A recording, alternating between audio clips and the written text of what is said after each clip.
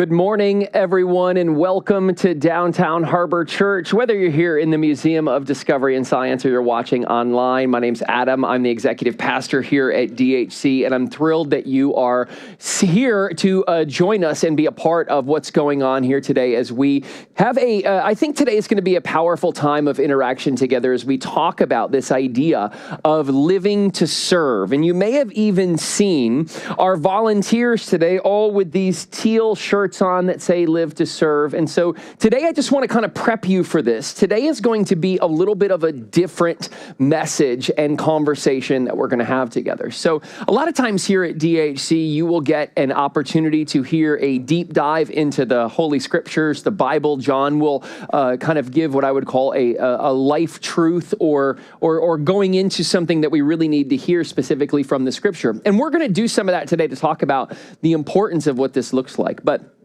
today is going to be a little bit of a different message in terms of, hey, here is where we are as a church and as an organization and how we are kind of working through this stage of our church's history. Because the truth is that a lot of people don't know that. And a lot of people will ask us, hey, how are we doing as an organization? What are our numbers look like? How many people come here? What does volunteering look like? And so we're just going to kind of take a little bit of a peek behind the curtain today, yet hopefully in an impactful way for you personally as well.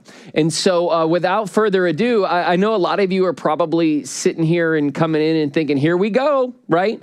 Another volunteering message, and they're going to get me at some point, right? They're going to try to get me by the end of this service, and we will. However, they're going to try to get me, and I knew it. I finally came in, and sure enough, they're going to do it. However, here's what I just want you to understand.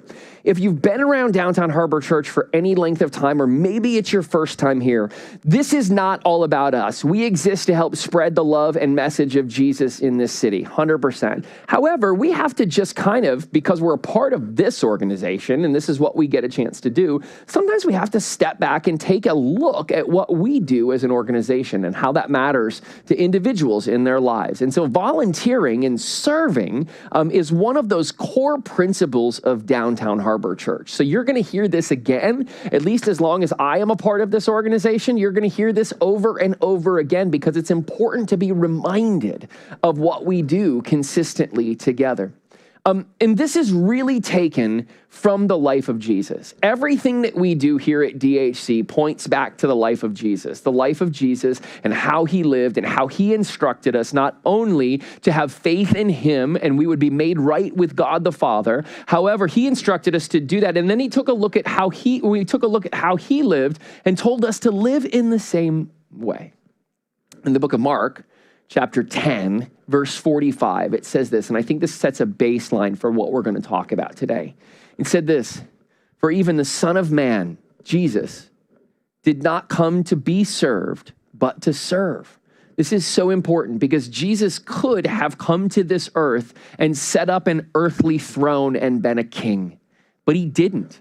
In fact, he came as a servant to others, not to be served, but to serve and to give his life as a ransom for many. So if that's the truth about Jesus and that's the truth about who he is, let me ask you this question. And I really want to start with hitting us straight between the eyes today because I think this is so important for us to evaluate based on our own life, our affiliation with this organization, or just how we function in general. How many of you are serving? Bottom line, how many of you are serving? And here, be clear on this. I don't just mean here. That's important for us to distinct in today's message. But how many of us are serving? And I don't just mean here in this organization. How do I define serving? What does that mean? What does that look like? Serving would be giving your time to something with no compensation. Right?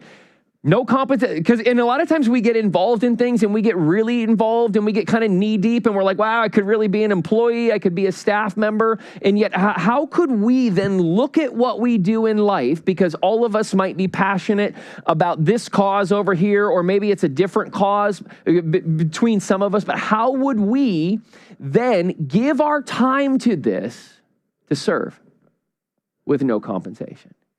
To reiterate, I just want you to understand this. You don't have to serve here. Let me just be clear about that. We are going to talk about this for the next 20 minutes or so, but I just want to kind of take everybody off the hook and say you don't have to serve here. However, let me ask you a question. We're going to talk about this as we move forward. Just by show of hands, and some of you, it's your first time here today because I met you on the way in. And by the way, welcome. We're thrilled that you're here. We hope you love this and meet some great folks and plug in and take some steps toward Jesus. But how many people in this room, put your paw up in the air if this is you, how many people would consider this their church home? You'd come here, if that's you, let me see some paws, okay? That's look around the room, a lot of people, okay? But why wouldn't you want to serve at your local church? Why wouldn't you want to serve at the place that you call home? Why wouldn't we want to do that together, right? That's important for us to sit back and evaluate so I want to talk real quick. And again, this message is not about us, but it's important for us to just have a context and a conversation for who we are as an organization. So let's talk about Downtown Harbor Church for a second, so you can know where you're sitting and who we are and how this place functions and what we're talking about as it relates to service. Downtown Harbor Church, we have been here for just over 10 years. And God inspired a very small group of individuals just over 10 years ago with the mission and the vision to go out into the city of Fort Lauderdale and to try to engage with and reach people that maybe weren't being reached. People who'd had a bad experience with church, people who were disenfranchised with church, people who were maybe thinking that Jesus was okay. I may have heard of this guy, Jesus, but I really have a problem with the local church. And so we set out a number of years ago to kind of go on this mission to help people in the city of Fort Lauderdale connect with Jesus by redefining that church experience for them. So let's do a little church reporting. I told you today was going to be a little bit of a different message. I said this already, that about 10 years ago, we started with about 15 people who called Downtown Harbor Church home. And now, just so you know, now this is really cool. We have about 170 to 250. That number varies a lot based on South Florida travel and what people are doing because, listen, we live in a very active community. Join us each week and each and every week for service. That's an average number that we have, okay? Here's something else I want you to know because sometimes people come in and they just come in and sit here and they don't get to engage with a lot of other parts of this organization, but you saw our teenagers leave just a few minutes ago because we're starting the balcony now. That's really cool. But 20 to 40 of those people each week are children, which is neat. So if you have ever walked up to the kids space, they might stop you because if you're not security cleared to be there, they'll stop you, which is a good thing, right? We want to make sure that our kids and our families are protected. However, if you ever got to poke your head in there, you might see a lot of activity. There's a lot of kids learning about the scripture and kind of coming for the first time here in our city. It's a really neat thing to be a part of.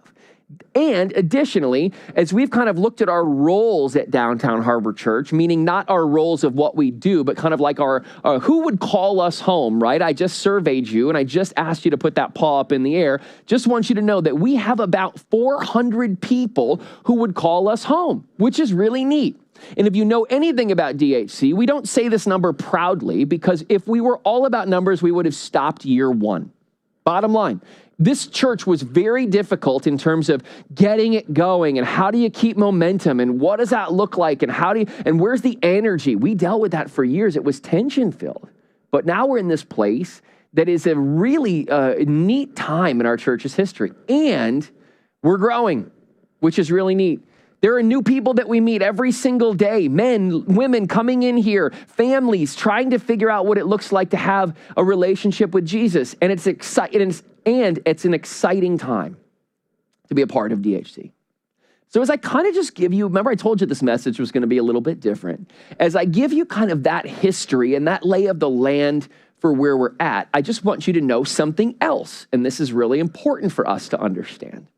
If you've walked into the parking lot or from the parking lot, or maybe you walked here, but even as you kind of came in, you saw that there was signs everywhere and we had parking flags, and then you come in and I just heard somebody open a LaCroix, like we got to put all those out. Like, and we do that, we open your LaCroix, like we're totally great with it. But we have coffees and we got LaCroix and we got signs and we got lanyards. And then if you look up here, just so you know, none of this like is here when we come in. So the TVs, the speakers, all of these things that project, like the lights, like we put all that up every single Sunday. putting this together, here's what I just want you to know. Putting this together does not happen via magic. We don't snap, the stuff is not here. We don't snap our fingers and make it work. And it's important for us to understand that. And so why do I kind of tell you that today? What does that mean? Well, it's important for us as a church to step back and understand that we are called to serve, and specifically to serve others. And as I said, you can do that wherever you want as long as you're doing it. What we're doing is just providing a very simple opportunity to go, okay, here's what we're doing as an organization in South Florida trying to reach people. Might you want to join us and be a part of that? So in the book of Galatians chapter 6, I love this, right? Here's this, Galatians chapter 6, verse 10. It says, therefore, as we have opportunity, let us do good to what? All people. Do you see that? All people. Now, let me give you another little thing. I don't know if you know this, but it's spring break here in Fort Lauderdale. Has anybody been out during spring break? Have you seen spring break? It's an exciting time out there, isn't it, to be a local resident here in Broward County? It's great. And so anyway, I don't know if you know this, but the spring break crowd, like they are actually out till like really late at night. I don't understand that because I'm old and I don't do that, but they do. And that's kind of fun, including when you come here at 6 o'clock when we get here on a Sunday morning and folks are still hanging out from the night before, which is great. And, I just reminded our volunteer team, hey, this is an opportunity for us to do good and show love to all people, regardless of law enforcement's involvement in the circumstance. It's just an opportunity for us, right? And then it goes on to say, especially to those who belong to the family of believers, meaning there should be opportunity inside of the church as well for us to engage with each other and take care of each other. In the book of Acts, I love this so much.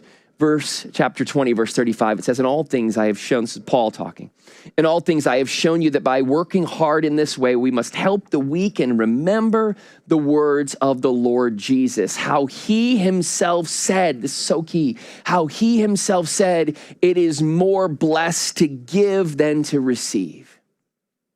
Serving, living to serve. It's more blessed to give to others than to receive. And then in the book of 1 Peter chapter 4, verse 10, as each has received, it's my favorite volunteering verse of all time. You've heard me use it before. If you've been around here, if you're new, you'll hear me use it again. As each has received a gift, use it to serve one another as good stewards of God's varied grace. Okay, got it. Some of you are sitting here going, Adam, I gotcha. I understand now. Maybe I should have jumped in long ago. Maybe I need to jump in. Maybe I got to figure out what God wants me to do. And so oftentimes people say to me, and I think this is really interesting, is that, hey, I would serve. I would serve. Nobody's ever asked me. Okay, I'm asking you. Okay. This is me asking, okay? I'm coming here, I'm asking. I can't have 400 individual conversations, even though I'd love to. Our volunteers could as well, but I'm asking you. Then you would say to me, okay, a lot of people say this to me, what can I do? Let me give you some things you can do. I think this is important to talk about some things you can do. So stay with me if you're interested in this. I think this is good because people ask me, what can I do around there? I'm glad you asked. Let me talk about some things you could do. Number one, the welcome team. Okay, so we have people, whether it's parking lot or coffee or helping you get a seat, and as we grow, we need more of these people to be able to make sure that people are taken care of. You could come in and just say hi to people, okay? And then I hear people say this to me, because I've heard this one a lot, right?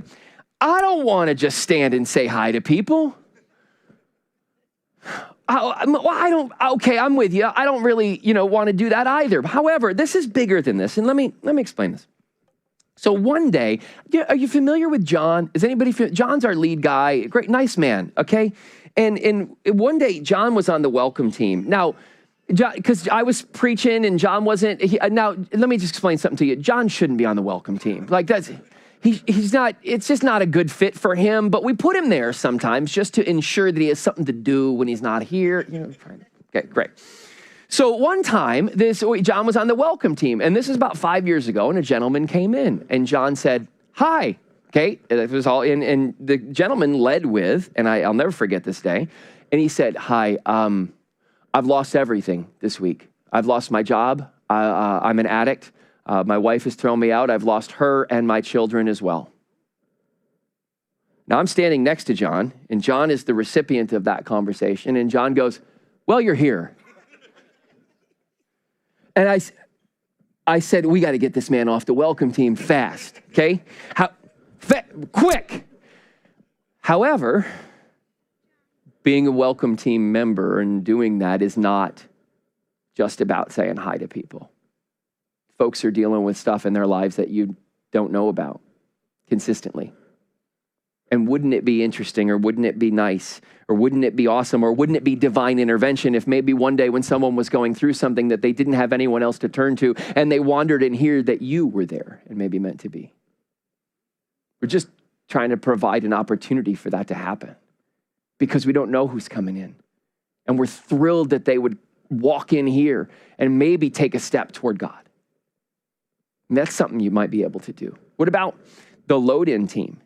No, I don't know if you know this. As I said, this stuff doesn't get put up by magic, but I'm actually looking right now at a very small closet, about maybe 15 by 15 feet, maybe 10 by 10, that all of these things go in before and after church. And some people been hauling the same gear for 10 years. Maybe you could say, hey, I can get up early. I'm an early guy. I'm an early gal. I could get up early and jump in there and help with that. Maybe that's something you could do. We just want to continue to be able to serve our community in the way that we do. Maybe you could do that. Like the kids team, right? Like, you remember how everybody was having babies during the pandemic and everybody was like, oh, we're bored with nothing to do. Let's have babies, right? Well, guess what? They're becoming kids and preschoolers and elementary age kids. So they're here and that's so exciting.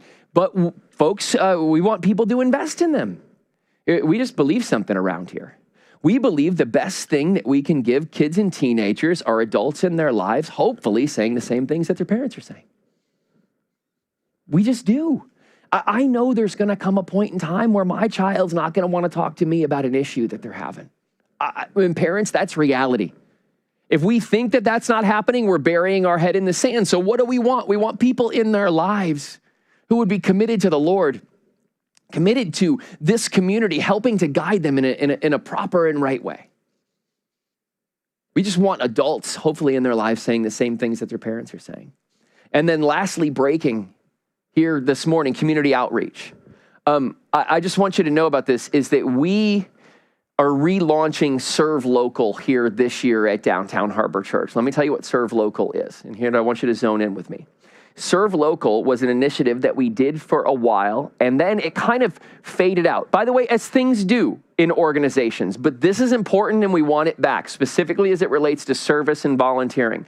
What Serve Local is it is this idea that we would partner, don't miss this, really key, partner with existing organizations that already are doing something, and we would provide manpower to them to be able to serve our city. Let me tell you what we did previously. We partnered with a local food bank organization in Hollywood, Florida, where we showed up on a Saturday morning and packed a bunch of food so it got shipped out to the food pantries. There was like 20 of us. We've done some local beach cleanup stuff before. We've done some elementary school partnerships. We want to relaunch this, and hear me say this loud and clear. Downtown Harbor Church needs somebody to run it. Maybe you're in this room. Maybe you're going to do that. We need somebody to jump in and go, I can own that. I can do that. I can help organize. And we'll have an opportunity to say yes to that in just a few minutes. So I started to think to myself, okay, hey, related to faith, sure, you got me. I understand Jesus said serve. By the way, regardless of state of life, like, because I understand, like, we're already making excuses in our mind. Oh, I'm busy. I travel. I got kids. I have a lot to do. I flew back from Los Angeles last night, and I'm preaching this morning because that's how much I believe in this organization. That's how much I do it. Part of it, right? I get it. But what about the benefits of volunteering? What have we seen happen through people's lives? What are the benefits of volunteering, and why should we do that? What does it matter for us? And this is why our organization believes so strongly in this. Number one, it's community.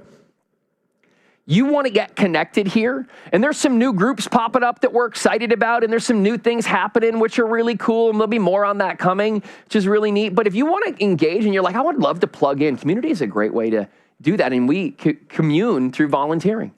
If you've volunteered before, you know that we get out there, and sometimes if our volunteers get here early and they're chatting about life and they're engaging with each other, or maybe you're on the welcome team, you show up, you get to see people, and you get to share life with them, and all of a sudden magic happens in a great way with relationships. Community is so important.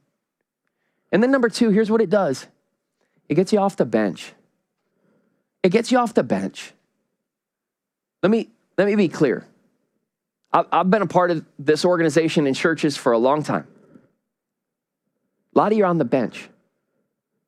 You're coming, you're hearing a good message, and you're getting, and maybe you're even making life change. And by the way, that is a small step, and we should celebrate that, and that's awesome. But maybe it's time for you to get in the game.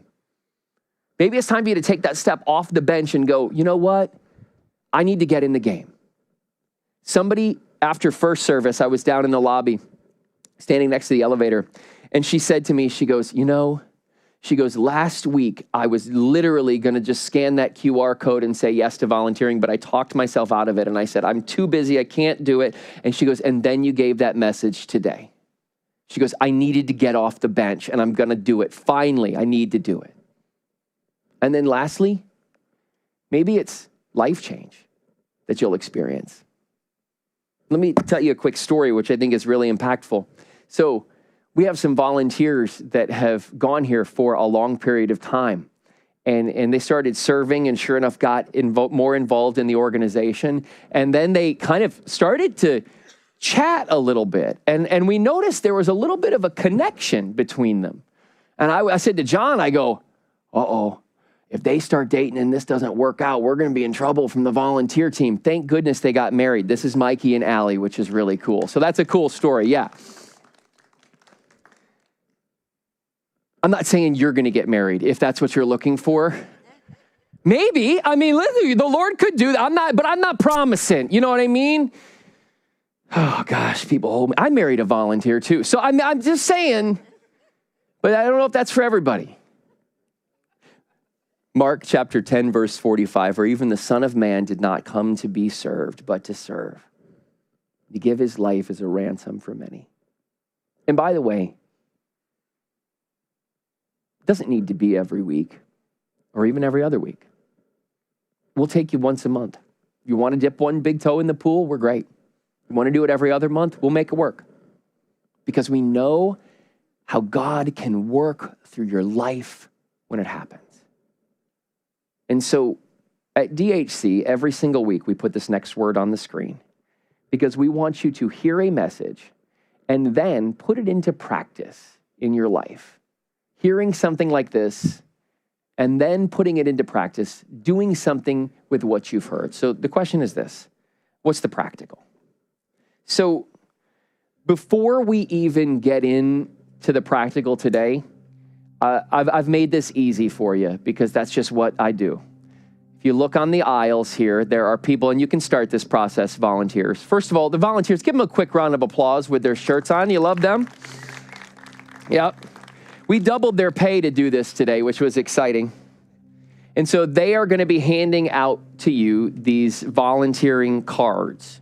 And not only are they handing out to you a volunteering card, but by the way, there's also a pen. You have no excuse. We gave you the pens, people. And do I see this correct? Is that John up there? Is John handing out, or did he bail today? He was there first service, okay? That's exciting. Okay, so they're going to hand these out, and I'm going to talk for the next few minutes so you can take a look at them. And if you need to see, if you know your cataracts aren't working, you can get your phone light out. I'm totally fine with that as well, so you can check this out. I want everyone, as you get this and begin to look at it, to begin to ask yourselves a very simple question. And here's the question. How many of you are serving? Is it your time to start? Is this something that you've known that you've needed to do for a period of time and you haven't? And by the way, if you're new around here, we don't normally hard sell this hard. I'm just letting you know. It's not, we Like, if it's your first day, you're like, wow, I can't wait to hear the message on giving. Like, we don't, it's not what we do. But how many of you are serving? Because here's the deal. Oftentimes our hearts have been convicted on something and we just didn't act because we talk ourselves out of it, or we don't have a pen, or we're busy. I just want to make a challenge to you at some point. Commit to join us. Commit to join us.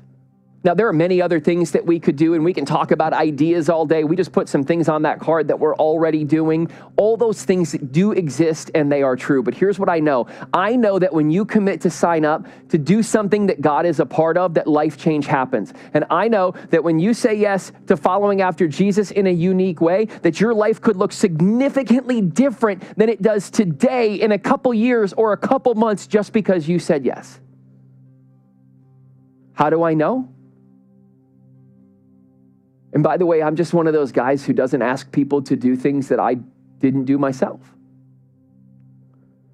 25 years ago, I sat in the exact same seat that you sit in today. It was a winter month in the year 2001 in a small town in Southeast Michigan. And someone gave a message very similar to the message that I gave today. And at the end, the pastor of our church in Michigan just said, commit to join us. Get involved in what God might be doing in our city in a unique way. And so I checked the box, put my name down, and said I could work with kindergarten and first grade boys. I could be their small group leader. I could certainly talk to them about life issues, I guess, because I didn't know what I was doing. And by the way, you probably don't know what you're doing either, and that's okay. And sure enough, I got even more involved. And then I became the kids pastor at that church. And look at those old photos. I'm telling you, look at that hair. These are all from our church in Michigan. And then I met my wife. Because in a moment, just like that, I said, okay, I'm going to do it. I'm in. I know it's not going to be perfect. I know we're flawed. I know humans are humans. I know it's not going to always go the way I wanted to go, but okay, I'm in. I would not be standing on that stage today. I would not be standing on this stage today, had I not checked that box. Downtown Harbor Church would not exist had I not checked that box. It wouldn't. Because one moment has the opportunity to take us in a unique direction that we don't always see. And sometimes, and maybe it's more often than sometimes, the Holy Spirit exists and tugs and tugs and tugs. And we know, even if it's a small way, that we should jump in and say yes. Because who knows what God's going to do through that commitment. It doesn't need to be large, and maybe for some of you it's large.